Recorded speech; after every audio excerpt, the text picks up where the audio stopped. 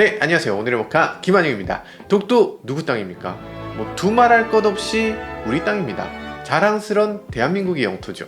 이걸 국뽕이라고 하는 사람 있나요? 이런 건 국뽕이 아니에요. 우리 거, 우리가 자랑스러운 거, 이런 것들은 더욱더 알리고 더 분명하게 주장해야죠. 근데 요즘 들어서 우리 것이 얼마나 소중하고 고마운 건지 이런 걸 모르는 분들이 많은 것 같아서 오히려 안타까울 때도 있습니다. 세계 5대 가전기업 이런 것들 뽑아보면 당연히 우리나라 기업 LG, 삼성 이런 회사들 들어갑니다. 세계 5대 배터리 기업들 보면 LG, 삼성, SK가 들어가요. 현대차를 놓고 보면 판매 대수 기준으로 세계 3위입니다.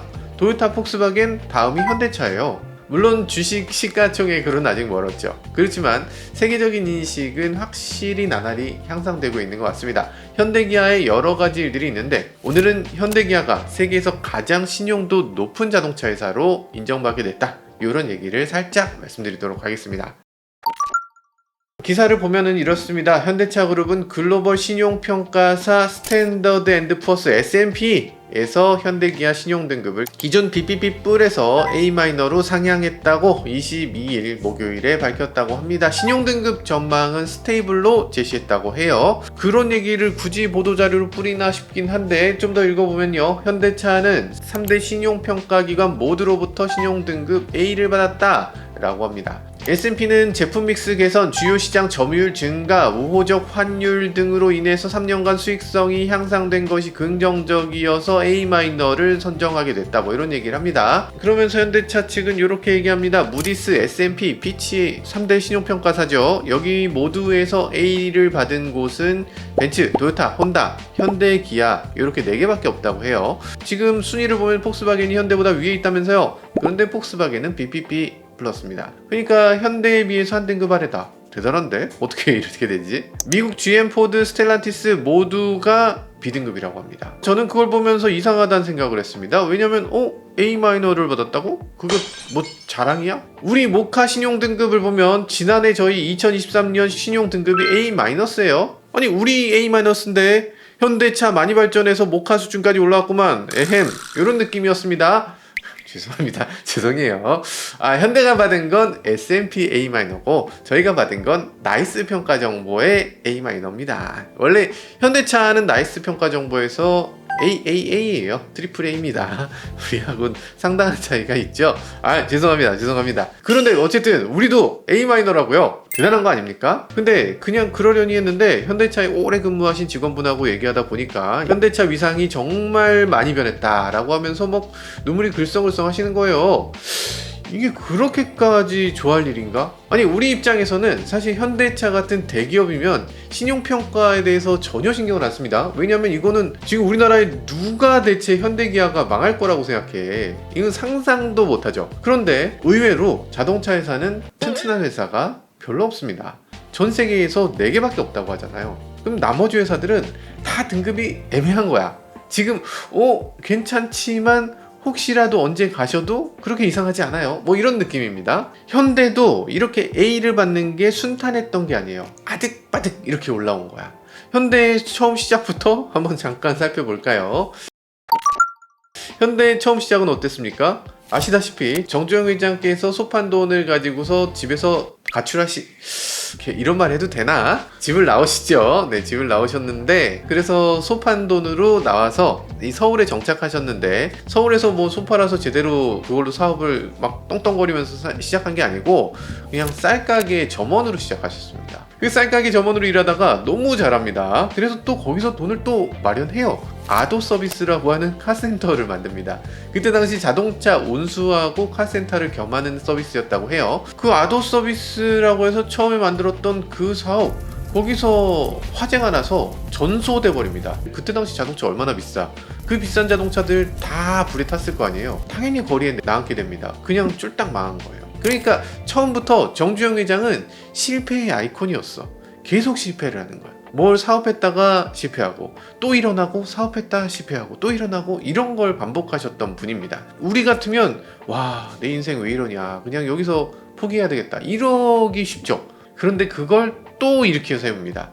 그래서 결국에 현대는 이 토목건설 회사를 만들어서 그걸로 큰 회사입니다. 토목회사 이런 거 해방 직후에 당연히 토목 사업이 많았을 테니까 그때 어느 정도 했습니다. 근데 그거 해봤자 어차피 다 못 사는 사람이잖아요. 그 가난한 한국인들의 돈을 받아서 운영하는 거, 이게 뭐 돈이 얼마나 되겠어.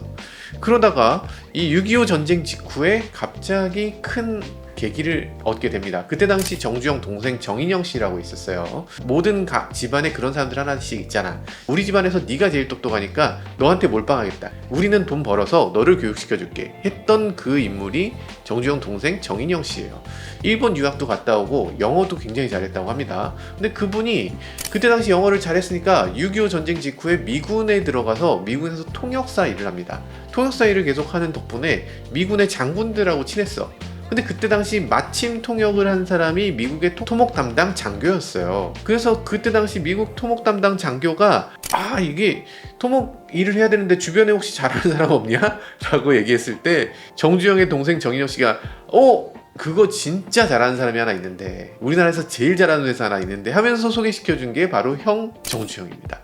그러다 보니까 정주영이 그때 당시 현대라는 회사를 만들게 되고, 지금 보면 현대 스펠링 이상하잖아요. HYUNDAI잖아.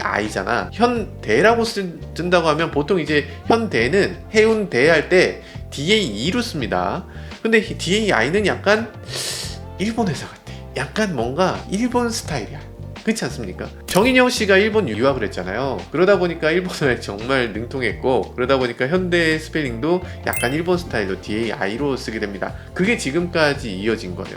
예전에 DAI라고 썼을 때 이 수출할 때 문제가 많이 생겼다고 하죠. 아니 그거 현 DAI로 쓰면 미국 사람들은 현 다이로 읽습니다. 자동차 회사인데야 이게 다이 하면 좋겠습니까? 야 이거 DAE로 바꿉시다, 이런 얘기도 있었는데, 이름을 누가 지었는데 그걸 낸 사람이 바로 정주영의 동생이기 때문에 그 이름을 바꾸지 못하고 계속 DAI로 썼다고 하죠. 뭐 그런 에피소드도 있었고요. 어쨌든 그때 당시 미국의 토목공사를 수두룩하게 따내면서 정말 회사가 갑자기 빵 터지게 됩니다. 그러면 그 상태에서 그냥 그대로 떵떵거리면서 살면 됩니다. 그런데 갑자기 그때 67년에 정주영 회장이 갑자기 자동차를 직접 만들겠다고 합니다. 예전에 아도 서비스를 만들었으니까 이제 자동차를 직접 만드는 회사를 하겠다 라면서 자동차를 직접 만들어요. 아니 그거 잘못했다 망할 수도 있다 라면서 주변에서 당연히 반대했을 거고, 그럼에도 불구하고 현대 창업주 정주영 회장은 이걸 밀어붙이게 됩니다. 정주영 회장은 그때 당시 뭐를 얘기를 했냐면, 해봤어? 라는 말을 유행어처럼 그냥 입에 달고 살았다고 합니다. 다들 반대해도 망할 때 망하더라도 어쨌든 해보겠다는 타입. 그러니까 자동차를 만들어 본 적도 없어요. 엔진이 뭔지도 잘 모르는 상태입니다. 그런 상태의 건설회사에서 갑자기 차를 직접 만든다는 거, 이게 말이 되는 건가? 그때 당시 이 코티나를 만드는 것도 도대체 그게 말이 되나? 그게 가능한가? 이런 얘기들을 하고 있던 상황에서 포드에다 라이센스비 주고 이거 남는 것도 없이 장사를 해야 되냐? 우리가 직접 만들면 안 돼? 라고 얘기를 합니다. 그러면서 미쓰비시에서 엔진과 변속기 이 플랫폼을 어느 정도 가져와요. 그리고 이탈리아 주지아로에게 디자인을 맡깁니다. 그때 당시 주지아로는 금액을 어마어마하게 불렀다고 합니다. 눈치가 좀 있었다면 현대는 나랑 일하기 싫은 거구나, 포기해야 되겠다 라고 생각해야 되는데, 그걸 보고서도 받아들입니다. 그러면서 비용이 엄청나게 증가했다고 해요. 게다가 자동차를 처음 만드는 입장에서 여러 가지 시행착오가 있잖아요. 차가 출시되는 직전까지도 기술적인 문제를 극복 못했다고 합니다. 계속 에러가 생겼고, 그런 시행착오가 있을 때마다 비용은 계속 증가했다는 거예요. 그렇게 증가되고 또 증가되는 게 자동차 산업인데 그걸 뭐하러 그걸 했나. 어쨌든 그때 당시 포니의 가격은 우리나라 돈으로 230만 원 정도 됐습니다. 되게 싸네요. 되게 싸요? 아니 그게 싼 건가? 그때 당시 대한민국 직장인 한 달 월급이 평균 6만 원이었습니다. 그러니까 이거 한 푼도 안 쓰고 정말 꼬박 모으면 3년 동안 내내 모아야 그 230만 원을 벌 수 있는 돈이에요. 대체 그런 포니를 몇 명이나 살 수 있었을까? 당연히 못 샀겠지. 그런데도 1년에 10,000대 엄청나게 많이 팔았다고 합니다. 그때 자동차의 점유율 40%를 넘겼다고 하죠. 그 정도 했지만 그래도 손해를 봤다고 합니다. 그래서 그때 당시 포니는 이건 무조건 망하는 거다, 한국 시장은 워낙 가난하기 때문에 시장이 부족하다, 이런 얘기들을 했습니다. 그러면서 그때 당시 현대는 망했다고 얘기했어요. 너무 무모했지. 근데 정주영 회장은 이때 말도 안 되게 무모한 계획을 세웁니다. 수출해서 나눠야겠다. 그러면서 해외 수출을 계획해요. 아니 우리나라에서 만든 자동차를 세상에 누가 산다고. 그런데 되네요. 에콰도르에 첫 번째 수출을 했습니다. 에콰도르는 GDP가 그때 뭐 괜찮았나? 아닙니다. 그때 당시 610불. 우리보단 잘 살았지만 우리하고 비슷한 나라야. 여기다가 뭐 수출한다는 게 무슨 의미가 있나? 어쨌든 해외에 팔아봤다는 게 의미 있다는 거죠. 이러면은 해외에 더 선진국에도 수출 되겠네? 라면서 그걸 또 밀어붙입니다. 그때 당시 유럽에 팔겠다, 캐나다에 팔겠다. 우리보다 GDP가 10배 넘는 나라들이에요. 이런 선진국에다가 어떻게 한국 자동차를 팔겠는가. 그때 말도 안 되는 얘기들을 했습니다. 그게 되겠어? 그런데 그게 또 됩니다. 아니 이게 왜 되지? 지금 그때 역사를 봐도 좀 이상해요. 말이 안 되는 것 같아. 코리아에서 차를 만들어서 그걸 사라고 하는데 그래도 230만 원이면 적지 않은 돈인데 그걸 돈 내고서 사는 사람이 있었다는 거 정말 놀라운 거죠. 어쨌든 해봤어? 라는 얘기, 그 얘기가 통했던 거죠. 나중에 얘기를 들어보면 그때 당시 캐나다라든지 선진국에서 이 차의 디자인이 예뻤다고 그래요. 그래도 주지아로한테 맡긴 건 참 대단한 일이긴 합니다. 그때 주지아로는 새로 회사를 만들었으니까 사실 뭐 아시아의 회사 일이라도 뭐 찬밥 더운밥 가리지 않고 어쨌든 받아야 되는 상황이었고, 그때 당시 주지아로가 이 업계에서 탑이다 라는 걸 어떻게 현대가 그때 알아서 주지아로한테 어떻게 그걸 맡겼는지가 정말 신기하긴 합니다. 어쨌든 그때 당시 현대에는 굉장히 무모하게 이거 아무리 팔아도 남지 않는 그런 사업을 시작한 거고요. 그렇게 기사회생 정말 죽다 살아났습니다. 현대는 이 자신감으로 1986년에 엑셀을 미국에 수출하게 됩니다. 그때 당시 포니의 자신감이 워낙 높았던 나머지 현대가 좀 어려우니까 포니 엑셀 하면은 포니라는 브랜드의 엑셀인가? 이런 느낌으로 그렇게 팔았다고 해요. 근데 그때 당시 현대가 미국에 도대체 어떻게 수출을 할 것인가, 미국에서 이걸 왜 사나. 그렇잖아요. 미국 브랜드 자동차라면 원래 미국 차니까 뭐 당연히 팔리는 거고, 일본 차는 그때 당시 연비가 어마어마하고 기술력이 정말 뛰어나서 이 정숙하고 고장 안 나는 차다 해서 팔렸습니다. 그럼 대한민국 자동차는 뭐를 할 수 있었나? 당시 현대가 미국에다 팔 때 광고 문구를 보면요, 이런 식으로 생겼습니다. 차를 하나 사, 그럼 스페어 차를 하나 껴줄게. 이런 식으로 써 있습니다. 그냥 차를 못 믿겠지? 고장나면 바꿔 타. 스페어 타이어 갈아 끼듯이 차를 그냥 갈아 끼워 라는 식으로 광고를 했습니다. 갈아 끼는 것보다 더 좋은 수리가 어딨어 라는 식으로 광고를 한 겁니다. 4,995달러에 차를 판다. 그때 돈으로 한 600만원 정도? 이게 팔렸을까? 엄청나게 팔립니다. 엄청나게 팔렸어요. 판매 대수 16만 8천 대. 그 다음에는 26만 3천 대를 팔게 됩니다. 와, 이거는 요즘 현대 아반떼, 엘란트라보다 더 많이 팔리는 거예요. 그때 당시 엑셀은 미국 사람들이 상상도 못했던 가격에 판매를 하기 시작했고요. 판매가 미친 듯이 나오면서 현대라는 브랜드를 미국 모든 사람들에게 알릴 수 있게 됩니다. 그때 현대는 와, 대박이 났구나, 현대는 이제 살아났구나 라고 생각했습니다. 그런데 그게 오히려 역풍이 됐죠. 그때 당시 엑셀은 너무 급하게 났고 너무 많이 팔아서 스페어 차 정도로 파는 차, 정말 쓰레기 같은 차라고 알려졌죠. 그러다 보니까 현대 이미지가 땅에 떨어졌고 덤핑으로 파는 차라는 인식이 너무 강해져서 아무도 사지 않는 차가 돼버립니다. 뭐 농담처럼 얘기를 했어요. 너 현대나 타라. 뭐 이게 그냥 욕이야. 데이트를 갔는데 어떤 사람이 현대였어. 현대를 어떤 브랜드로 인식하는 게 아니라 현대를 그냥 동사처럼, 야 너 현대, 이런 식으로 쓰는 거예요. 물론 현대는 바뀌었습니다. 얼마 지 않아서 현대차는 훨씬 좋아졌죠. 엘란트라 나오고 소나타 나오고 하면서 정말 좋아졌어요. 아반떼 나왔을 때는 정말 좋아졌죠. 그런데 그때 당시 엑셀이 지나치게 성공해서 그 이미지가 너무 많이 깔렸기 때문에 무슨 수를 써도 회복이 안 되는 그런 이미지를 갖게 됐습니다. 신용을 잃었다고 볼 수 있었죠. 현대는 또 이렇게 가시는 건가? 라고 생각했습니다. 게다가 그때 당시 IMF까지 왔어요. IMF가 왔을 때 신용평가사들이 현대를 마구 때립니다. 무디스에서는 현대를 BAA3로 분류할 정도였고요. 그때 우리나라 언론에서는 뭐 제대로 보도가 안 됐지만 BAA3면 정크가 있고 정크보다 약간 높은 정도, BAA3니까 괜찮은 거 아닌가요? 하실 수 있는데, 무디스 등급에서는 C라고 쓰면 이건 파산입니다. B 등급을 받으면 이건 큰일 나는 거예요. 그때 당시 현대는 물론이고 그 우리나라 전체가 굉장히 어려웠죠. 그래서 현대가 연간 판매량 9만 대, 현대가 이럴 때가 있었나 싶겠지만 정말로 현대가 힘들었어요. 기아가 그때 얼마나 힘들었어. 기아는 파산 보호 신청을 했습니다. 회사가 망할 뻔하는 게 아니라 망했죠. 현대도 이제 망하는 건가 라는 상황. 그런 상황이었는데 그때 당시 김대중 정권이었는데 빅딜이라는 계획을 내놓게 되죠. 그러니까 이 회사하고 저 회사하고 경쟁을 하지 말고 그걸 그냥 붙여서, 그래서 한 회사가 끌고 가면 경쟁이 없으니까 더 잘 될 것이다 라는 생각을 했던 거예요. 정부 입장에서 이 회사 저 회사를 그냥 붙여버립니다.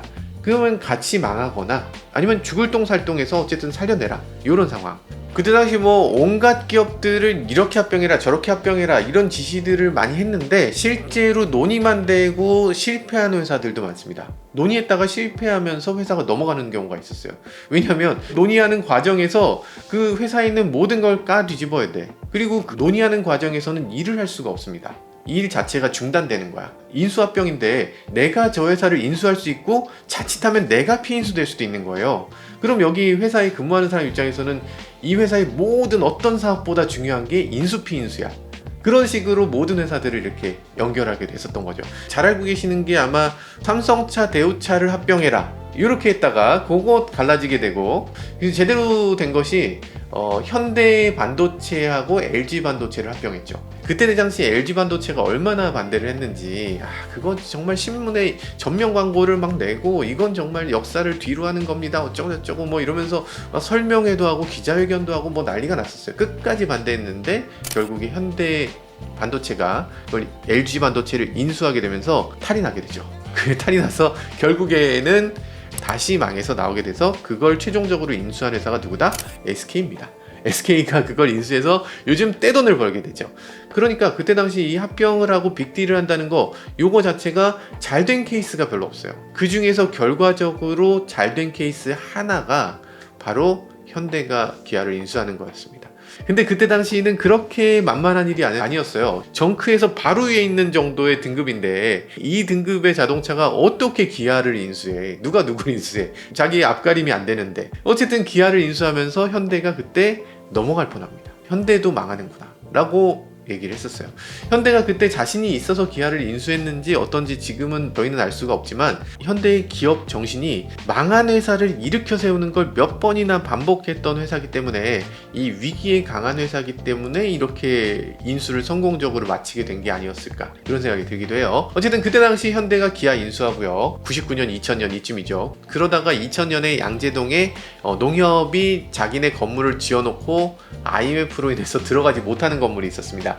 그래서 현대기아의 본사로 삼은 게 이 양재동 현대기아 본사예요. 그게 양재동에 있었던 이 건물인데, 이거 너무 작아 라면서 이 건물을 부수지는 않고 그 건물 옆에 똑같이 생긴 건물을 쌍둥이 건물로 짓게 됩니다. 이걸 왜 똑같이 지어? 왜냐하면 그때 당시 비용이 너무 많이 드니까, 돈이 없으니까 설계비 2번 내는 것보다 1번 내는 게 낫잖아. 그래서 쌍둥이 빌딩으로 하나 더 짓습니다.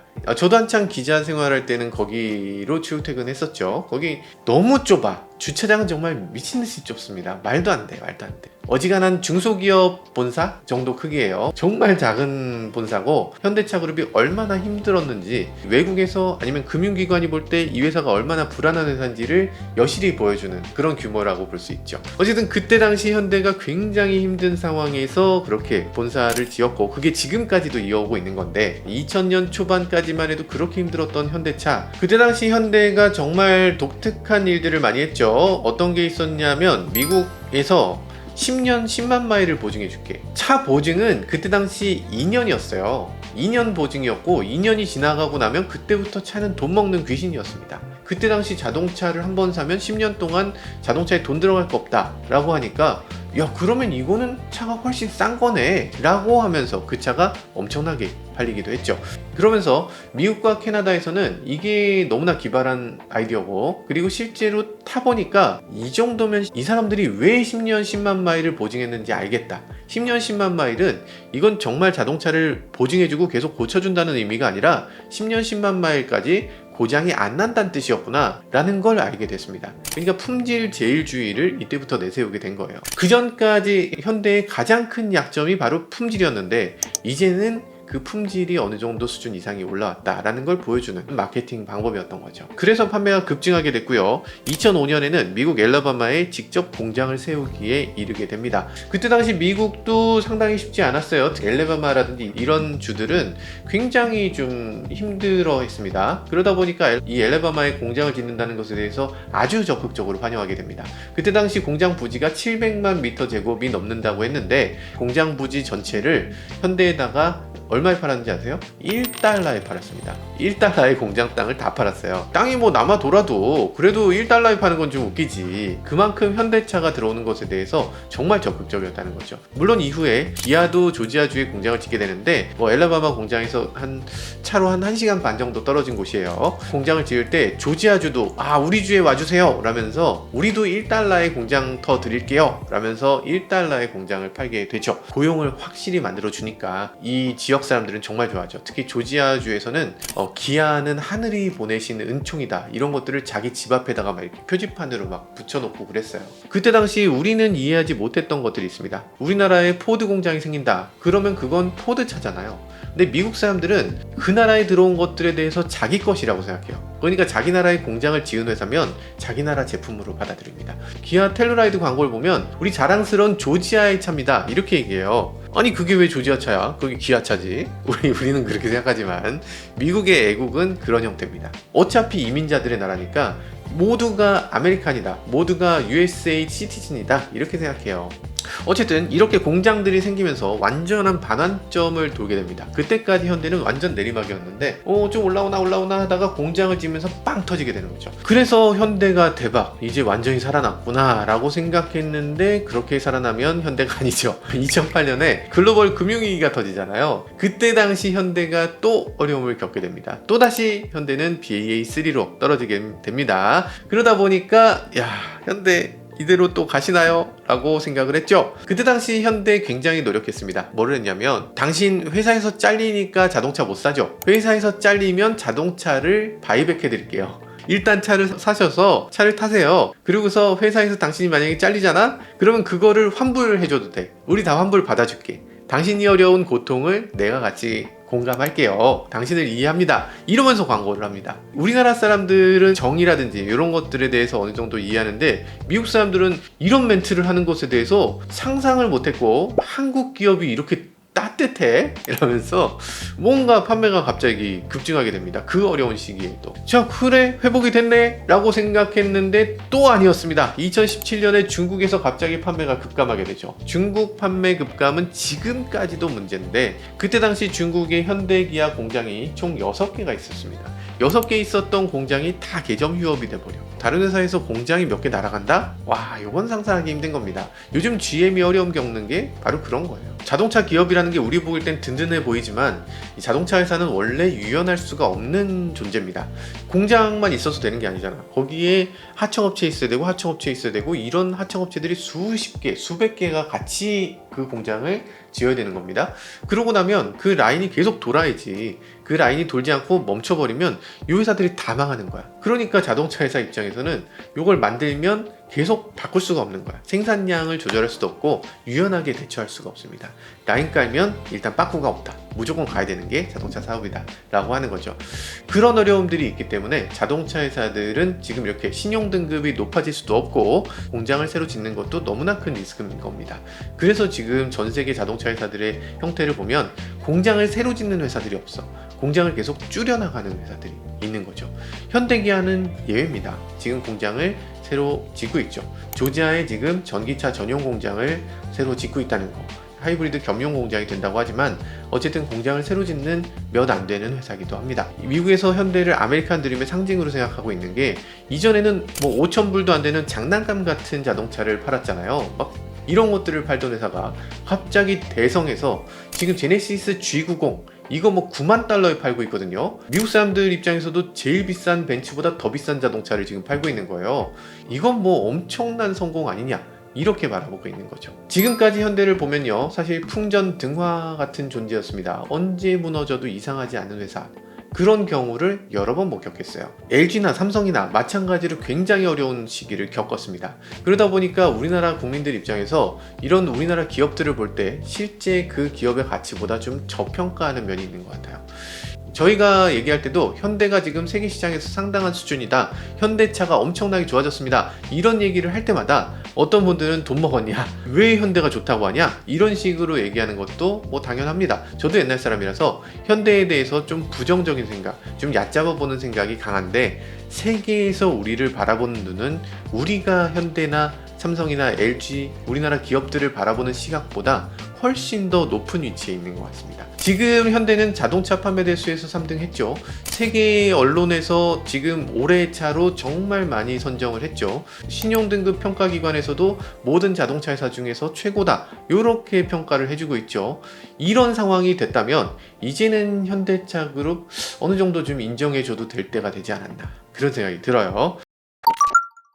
뭐 양궁 금메달 자랑스럽다, 뭐 올림픽 금메달로 국위를 선양했다, 뭐 이런 얘기들도 많이 하는데, 지금 뭐 기업들이 발전하는 것에 대해서 얘기하면 이건 국뽕이다, 특정 기업을 지나치게 옹호하는 거 아니냐, 뭐 이렇게도 얘기하는 거, 이거 조금 안타깝게 느껴지긴 해요. 해외에서도 우리나라가 올림픽에서 금메달을 몇 개 땄는지는 잘 모르지만 삼성 갤럭시폰, 현대, 제네시스 이런 것들에 대해서는 누구나 알고 있거든요. 그만큼 우리나라 기업들이 국위를 선양하는데 더욱더 열심히 노력하고 더욱더 큰 효과를 보여주고 있는 게 아닌가 라는 생각이 듭니다. 우리나라 기업들이 세계 최고가 될 때까지 모든 임직원 여러분들 열심히 달려주시길 간절히 바라봅니다. 지금까지 저는 모카 김한용이었습니다. 감사합니다.